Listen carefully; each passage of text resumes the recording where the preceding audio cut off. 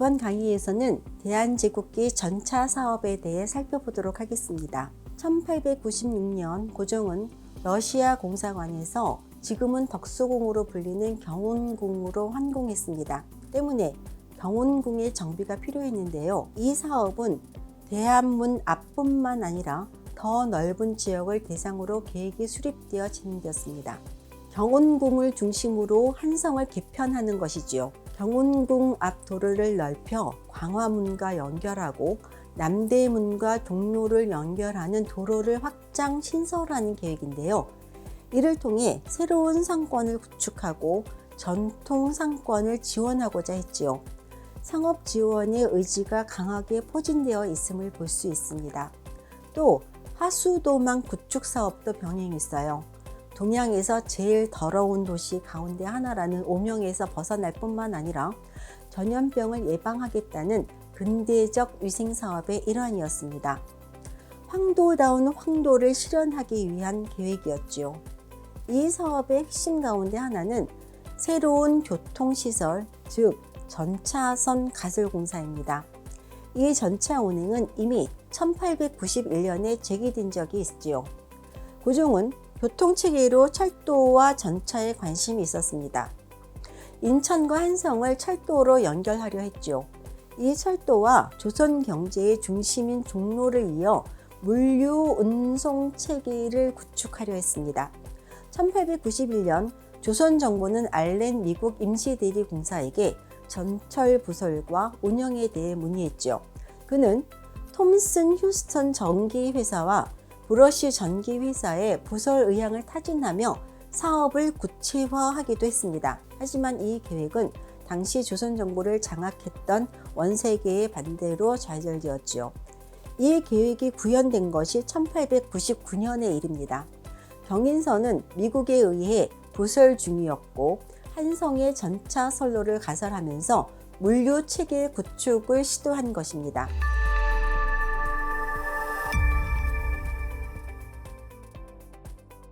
이처럼 한성전차는 매우 실제적인 목적으로 부설되었습니다. 그것은 광무개혁의 주요 핵심인 식산흥업 지원이지요. 또 이는 일본에 잠식당하고 있던 한성 상권을 보호하는 일이기도 했습니다. 조선 후기 한성의 큰 시장은 용산, 마포와 복례동, 종로와 동대문에 펼쳐져 있었어요. 종로 사가와 오가는 옷감 가게들이, 동대문 인근은 과일과 야채 가게들이, 남대문에는 가죽 가게가, 서울역 근처 복례동에는 종이 가게들이 있었지요. 용산에는 곡물과 직물상, 마포 나루에는 곡물 및 소금 가게가 있었습니다. 용산과 마포에는 무겁고 부피가 큰 물건들을 주로 취급했지요. 그런데 개항 이후 외국 상인들이 한성 시내까지 침투해 들어와 이 구조를 어지럽혔습니다. 예를 들면 일본 상인들이 전라도에서 대량으로 무명을 구입해 시중에 싼 값에 판매했지요. 이 일로 한성 무명 상인들은 크게 피해를 입었습니다. 과연 무명만 그랬을까요? 교수님, 그렇다면 외국 상인들을 정부 차원에서 제재할 수는 없었던 건가요? 안타깝지만 어려운 일이었어요. 정부가 외국 상인들을 상대로 영업 행위를 금지할 수는 없었거든요. 국교를 맺을 때 조건 가운데 하나였기 때문이지요. 청나라 상인들도 마찬가지였어요. 이들의 잠식은 점점 더 심해졌습니다. 1890년에 이르면 한성 안에 청나라 가게 80여 개와 일본 가게 90여 개가 자리를 잡기에 이릅니다. 이들의 잠식으로 전통 독과점 상인들의 특권은 해체되기 시작했고 1895년 을미개혁으로 이 전통적 독점권은 공식적으로 폐지되었지요.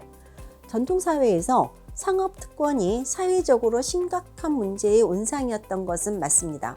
하지만 외국 상권의 침탈로 폐지에 이르게 된 것은 곧 조선의 상권 위축을 의미하는 일이었지요. 따라서 대한제국 정부는 조선 상권을 확보하고 보호하기 위해 정책을 마련해야 했습니다.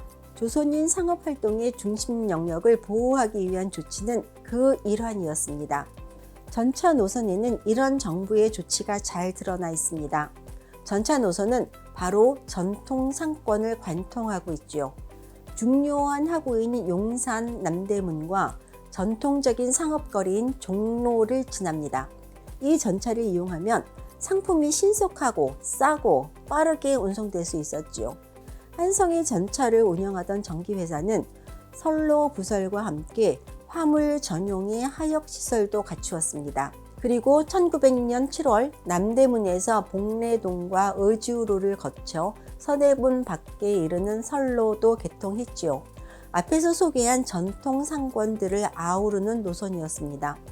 특히 이 노선은 괴성선과 경인선의 종착지인 서대문역과 연계해 승객과 화물을 원활하게 운송하려 했습니다. 새롭게 시장으로 변모한 선해창 역시 노선 설계에 포함되었습니다. 이 선해창은 1896년 취도 사업으로 종로에서 철거당한 상인들에게 제공된 시장터인데요. 종로선의 연장인 남대문역을 선해청 인근에 둔 것이지요. 이런 지원으로 이곳 시장은 곧 한성의 중앙시장으로 발전했습니다. 소매와 도매가 함께 이루어졌어요. 이 전차 노선의 종점은 남대문으로 정해졌습니다. 이곳이 발전함에 따라 선해창으로 물류 유입이 활발해졌고 시장이 번성해졌지요. 이곳의 발달은 일본 상인들의 진출을 가로막는 요인이 되었습니다. 이처럼 조선인 상업행위가 운송체계로 보호되자 대한제국의 대표적 상권이 되살아나고 새로운 조선인 중심의 상업지가 부상할 수 있었습니다. 이런 상업 활성화는 다시 한성의 순조로운 전차 사업을 도왔지요. 전차 배차는 늘었고 야간 운행으로 연장했을 정도로 발전했습니다. 개통 3년이 지난 1902년 전차 승객은 전년 대비 약 69%의 성장을 보였고 1905년에는 1902년에 비해 승객은 2배 증가했어요. 이는 한성보민 20만 명 가운데 하루 평균 5, 6%의 사람들이 즉 100명 가운데 5, 6명이 매일 전차를 이용했음을 의미합니다.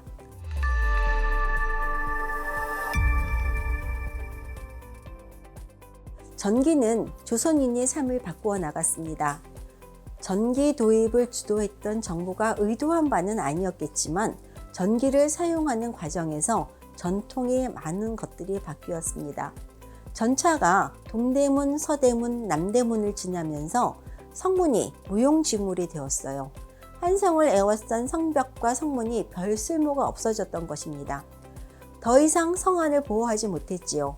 전차 궤도가 지나는 바람에 성문이 닫히지 않았고 때문에 성문 개폐가 기준이 되었던 통행 금지도 없어졌습니다. 한성의 심리적 시공간이 확장되었지요. 전차로 인한 변화는 또 있습니다. 승객의 모습은 가보개혁으로 혁파된 신분제 변화를 보여주었습니다. 양반이라고 봐주며 기다려주지 않았거든요. 또 양반과 상민이 같은 공간에 있게 되었습니다. 양반이더라도 돈이 없으면 비바람 몰아치는 하등칸에, 상민이라도 돈이 있으면 비바람과 추위를 피할 수 있는 상등칸에 탈 수 있게 된 것이지요. 또 전통적인 남녀의 공간적 구분도 없어질 실마리가 생겨났습니다. 전차에 마련된 긴 의자에 남녀가 함께 앉을 수도 있었고 등을 맞대고 앉아도 누가 뭐라고 할 수 없게 되었지요. 그리고 전차는 국제 표준 시각에 맞추어 다녔어요. 한성의 생활이 국제 표준 시각 체제로 편입되고 있음을 보여주었습니다. 표준 시각 체계에 맞추어 12시에 오포가 발포된 것이 대표적이지요. 민간에서 전차를 수용하는 과정에서 벌어진 일화들이 적지 않습니다.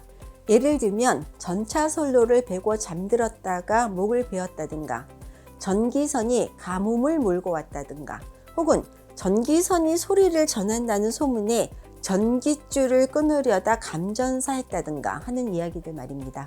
이런 일화들은 당시 사람들의 과학적 수준을 알려주는 괴담이 아니라 전통적 삶 속에 파고드는 이질적 문화인 전기를 수용하는 과정이었습니다. 원리까지는 이해하지 못했더라도 조선인들은 이 과정을 거쳐 전기를 이용하는 데에 큰 불편함을 겪지 않을 수준의 상식을 확보한 것으로 보입니다.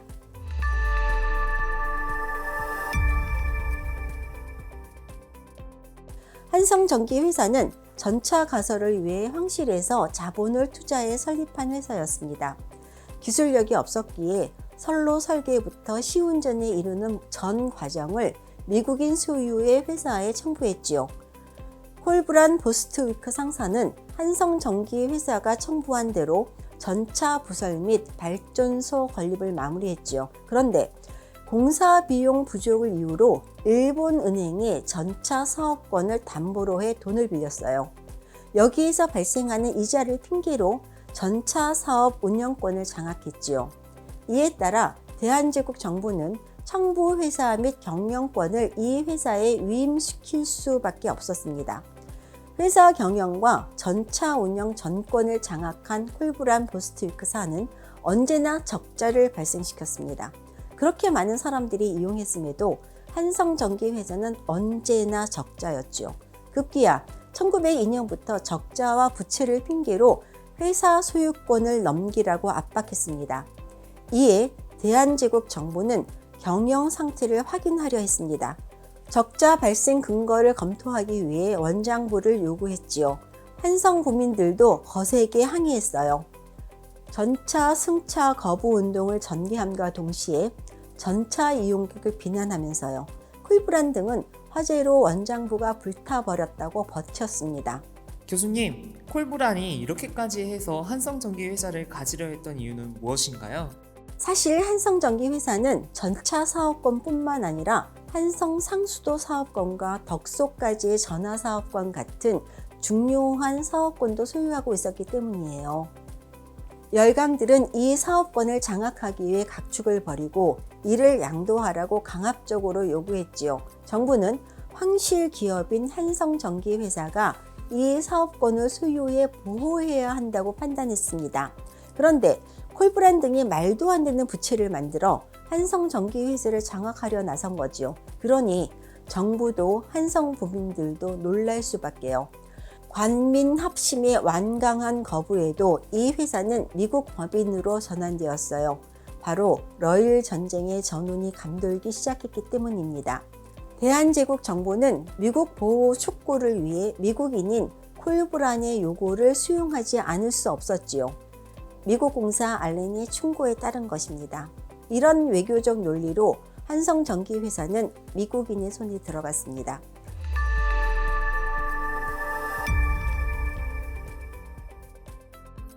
미국 법인 한미전기회사는 1904년 8월 1일 한성지부에서 전차 사업을 시작했습니다. 경영 직후부터 순이익을 내기 시작했습니다. 먼저 물품 시세 차익 구조를 만들었어요. 또 외국인 고위 관리 고용인을 5명으로 축소해 인건비를 대폭 감소시켰습니다. 공채 발행도 서슴지 않았지요.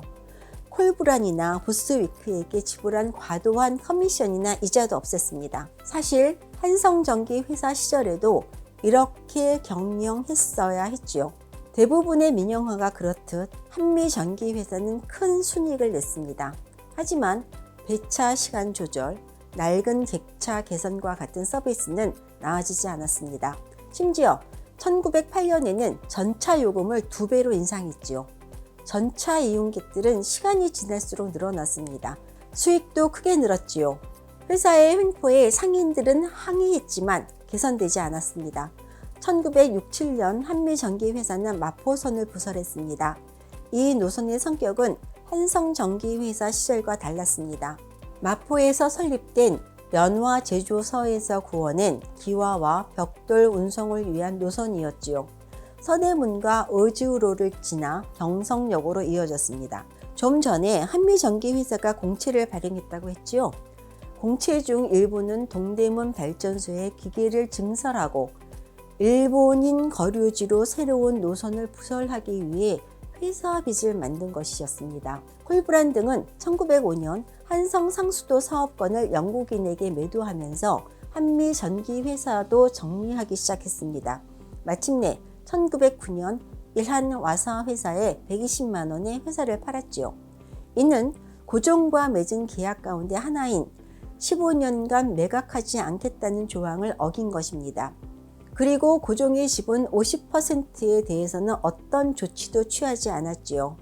이렇게 한성의 식산 흥업을 위해 가설했던 전차 사업은 대한제국의 운명과 함께했습니다. 다음 강의에서는 조선과 대한제국의 각종 재정사업 전개들을 알아보도록 하겠습니다.